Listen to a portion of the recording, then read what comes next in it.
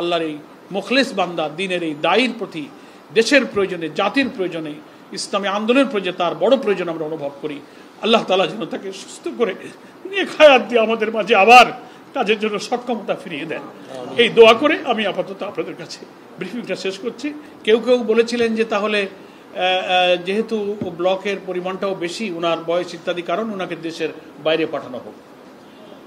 অনেক আপনজনেরাই এই পরামর্শ দিয়েছেন, আমাদের মধ্য থেকেও দেওয়া হয়েছে, ফ্যামিলির সদস্যদের মধ্য থেকে বলা হয়েছিল, কিন্তু উনি সম্মতি দেননি। সম্মতি না দেওয়ার প্রধান কারণ হিসেবে উনি বলেছেন যে বাংলাদেশে কার্ডিয়াক চিকিৎসার ব্যাপারে যথেষ্ট উন্নত এবং উনি এটার উপরে আস্থা রাখেন।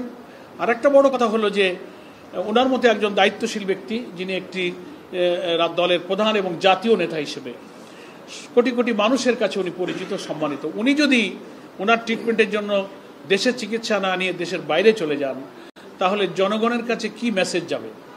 সাধারণ মানুষ মনে করবে তাহলে বোধহয় আমাদের দেশের চিকিৎসা ব্যবস্থার বা ডাক্তারদের ব্যাপারে উনি কনফিডেন্স রাখছেন না, কনফিডেন্স লেভেলটা হয়তো একটু আন্ডারমাইন করা হবে। তো উনি সেটা মনে করেন না, উনি মনে করেন আমাদের দেশে কার্ডিয়াক ট্রিটমেন্ট এবং ডাক্তারদের পরে আমার আস্থা আছে।